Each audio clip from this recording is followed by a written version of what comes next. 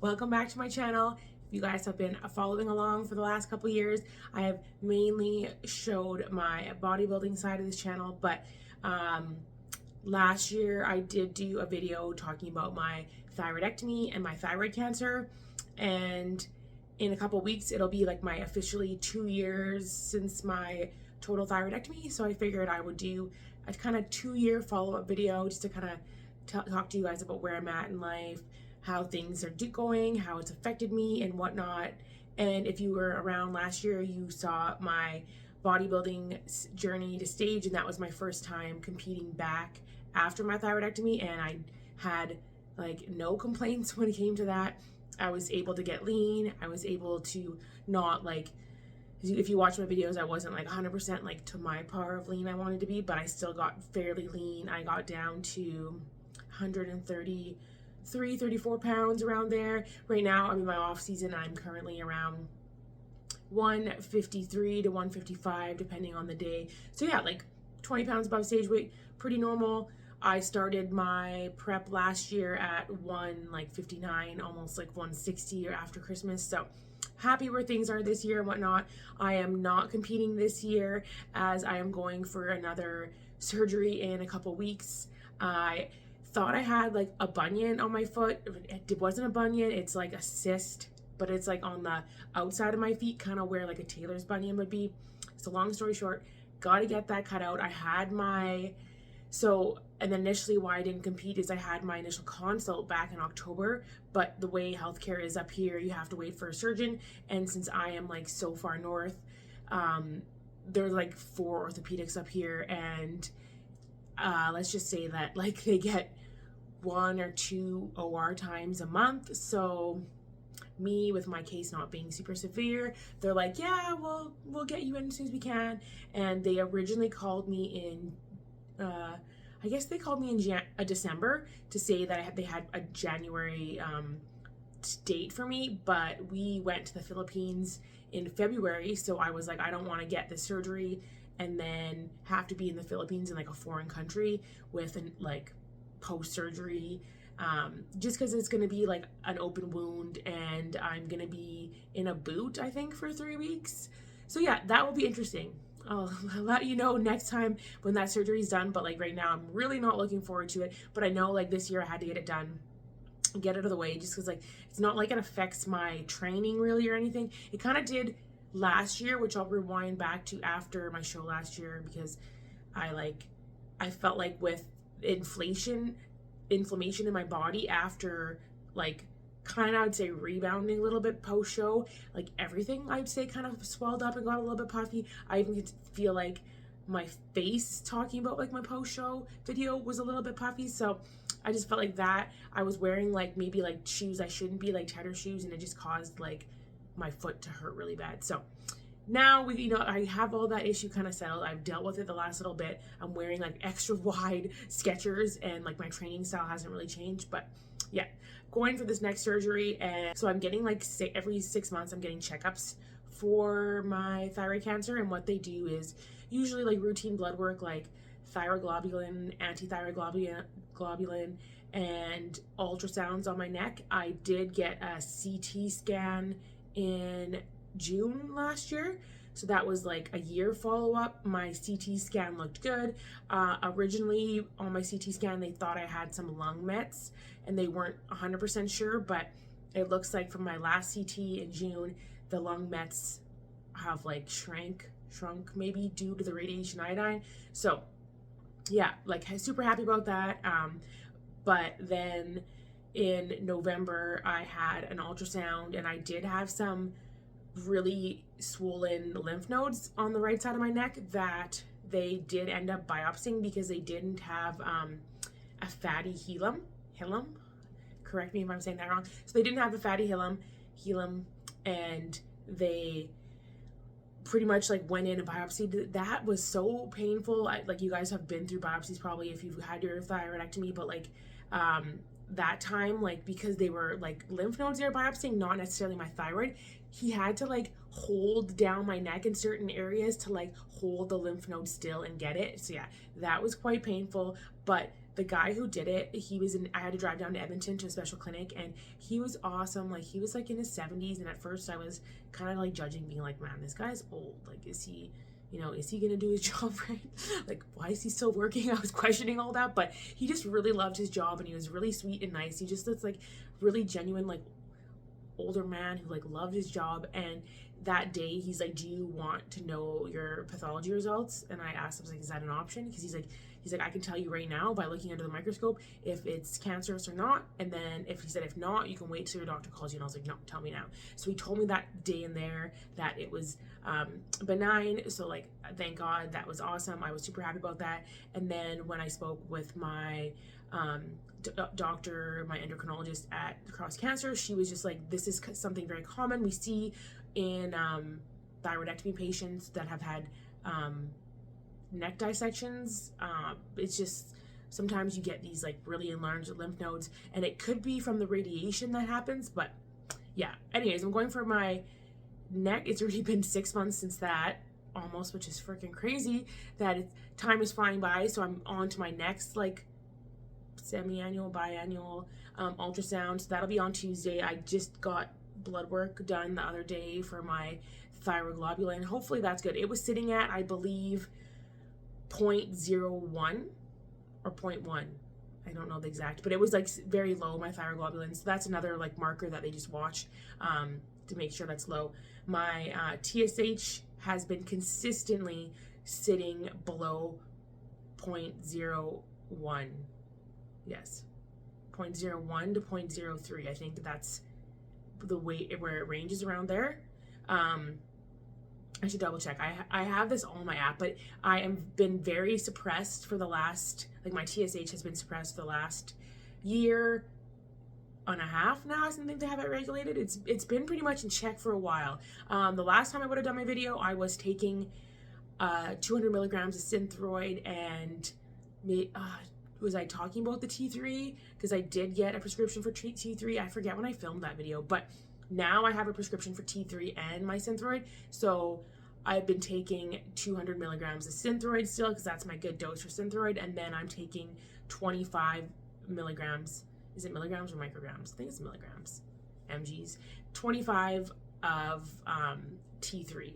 And my T3 initially was supposed to split it up to 2 doses, like one on an empty stomach in the morning and the second one like midday before meals. But like with bodybuilding, I eat so much and I eat like all the time, so it's really hard like finding a time, especially with work doing hair, that I can like sneak away, take my meds, and then like go back to work, especially if I'm with a client. So I just take the 25 in the morning with my Synthroid, and I switched taking my meds to like morning, which didn't really notice a huge difference. The only thing now is I can eat later at night, where before I was taking my meds 3 hours before bed, and I was not really eating past a certain time. It was good for when I was competing, because honestly it kept me from snacking late at night, but like I'm not competing this year, so it was nice that I didn't, like, I can have crispy minis at night, or I can have we got a Ninja Creamy, so we've been eating Ninja Creamies like every night, so that's like my go-to.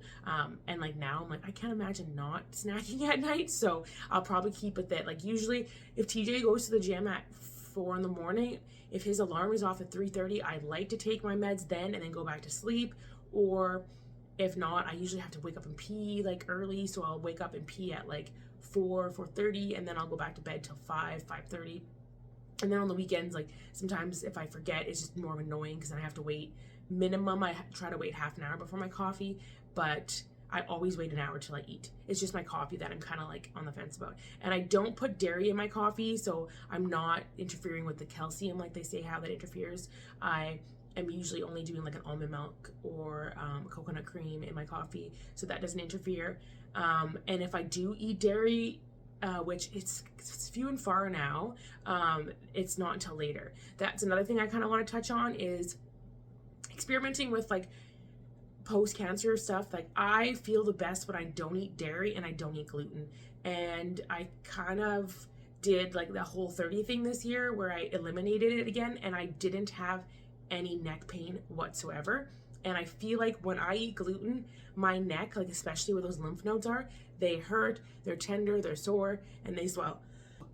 Pardon me. I had to sneeze there. The allergies are really getting me today. So yeah, I find that just when I'm eating gluten or dairy, that like my neck is just not my friend. And I'll wake up some mornings with it like super tight and super stiff. And I just find that like no gluten, no dairy, I have zero inflammation in my body and I just feel 100% better. So that's another thing I'll touch on that like I think has really helped is like diet and whatnot. And also when I was doing that, I cut out all added sugars. So I was eating like fruits and natural sugars from like dates and stuff, but I cut out all like processed sugars, which I felt better on. So I think I added in dairy like some dairy back this week, and I just didn't feel the same. So I think I'm gonna go back to eating the no dairy and definitely no gluten. Like the no gluten part's kind of hard, just because like once in a while we like to have like pizza and stuff, and like that's for me. I'm like pizza or like feeling bad. This is the second weekend in a row we did that, and like I just don't feel 100%. So yeah, I'll be going back to that. As for like weight and all that, like I know a lot of people, and I'm in like on Reddit, like a thyroid group. A lot of people are always concerned about like the weight thing, but I find if you're eating healthy and working out, you're not going to gain weight, especially if you're suppressed. So like never let that be your excuse to not want to get your thyroid taken out. I had to get water because I'm like dying over here. Anyway, so yeah, don't be nervous about taking it out thinking people are like, I'm going to gain weight. If you're living at like a healthy lifestyle and you're not eating junk food and not consistently eating in a calorie surplus, you're not going to gain weight. Plain and simple. So yeah, and like I said, you can literally like, my thyroidectomy didn't like hold me back from anything. Like I competed, we traveled, like we were in Thailand last year, we were in Philippines this year, like we've done a lot. Like it has never held me back. I had never felt like it changed my life in any way, besides the fact that I have to get up a little bit earlier to take some medications, but literally that's the main thing. As far as like mobility wise, I think like pretty much I'm all good now. Like I said, sometimes when I'm more inflamed, my neck feels a little bit sore, and I find that I just tense up a little bit all around. But you know, that's minor. Like my shoulder stuff that I kind of overcame last time, it was affected me I'd say the first year of my surgery, after my surgery, but pretty much since then I've been gold and nothing really has affected me. So like I said, hopefully, knock on wood, I won't have to go through another surgery like that, just because it sucks. But for right now, I feel like I'm in a good place. So just keeping on top of labs, keeping my blood work good. I don't ever miss my medication. That is one big thing. I know a lot of people taking Synthroid would be like, oh, sometimes I forget, but it's like, I don't know how you can forget. A thing I've been doing to help me like remember it's a little bit easier, just because I take 2 prescriptions, is I take my pill out every night, one of each, my Synthroid and my T3, and I put them on my nightstand, so then like I know if I've taken them or not, because when they're in the pill container, sometimes you're like, shit, did I take them, did I not? But if you put them on your nightstand, you just will never forget them, kind of thing, which is awesome. Because before I wasn't doing that, and there was some times where I'm like, oh my god, did I remember them, did I not? Or like you fall back asleep and then you're like dreaming and you're like, wait, did I take them? But usually like I'm like 100% on top of that. I think I've only missed 1 dose in the last year. And then traveling was a little bit weird because we were going into different time zone, like we were a day ahead there, so that was kind of a little bit weird to get back on schedule. So like coming back, I think going there wasn't as bad, but coming back I was like, okay, I'm kind of a day ahead, but I took it in the morning, so, but I didn't really find it affects me. I think because I am so suppressed with my levels right now that like it would take a lot for me to get to like a bad range of TSH again. Besides that, yeah, I think that's like pretty much all I wanted to say. Like I said, I haven't really felt like it's impacted my life that much. We are like wanting to have kids, and my doctor did say that because I'm on T3, to come off T3, because there isn't a lot of like studies with that, and then having like being pregnant kind of thing, so I can't be on T3 being pregnant. So yeah, like when that happens, I don't know. For right now, you know, I'm just gonna keep doing what I'm doing, and like I'm kind of in this place where we're like, do we wait a little bit to have a family till next year, because I do want to compete. I have been eyeing out some shows that are in the later fall, because after my surgery I don't know like how much time it'll take for me to bounce back and whatnot. Like, I don't know if I'll be able to get my foot in a heel super fast, but I would love to do Toronto, the pro qualifier in October. It's cutting it a little close, and I have probably about like 20 pounds to lose, but I think that could work if I'm like good to go. Maybe I'll keep you guys updated after my foot surgery and see how that works, but for now I'm just gonna kind of stay relatively close to this weight. I still feel like I need to push a little bit more size for a couple more months kind of thing. I've been trying to get my calories up. I would say that like the last year I've kind of had my calories in like 1,800 to 2,000 range, which is not that high. Like, I've gotten my calories up to like 2,400 in off seasons before. So like right now I am trying to get them just to 22, just to be in a better range to start off with for cutting. So hopefully I can get them up to like there by summer, and then by like June, July, August, September. Yeah, by like June maybe I'll see. So I got 2 months to see if I can like how I look by the end of June, and then that maybe will determine if I'm gonna compete or not.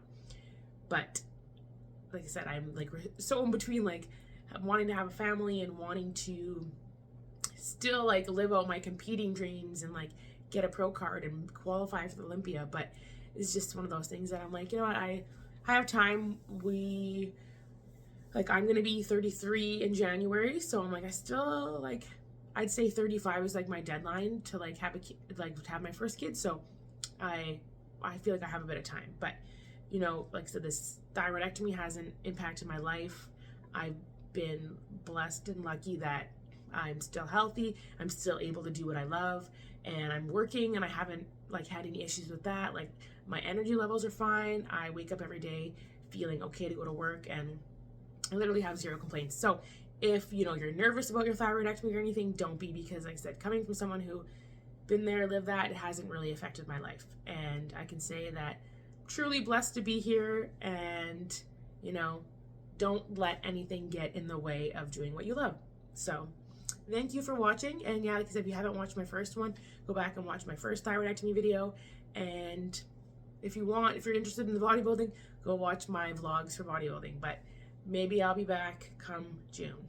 Anyways, thanks for watching. Bye.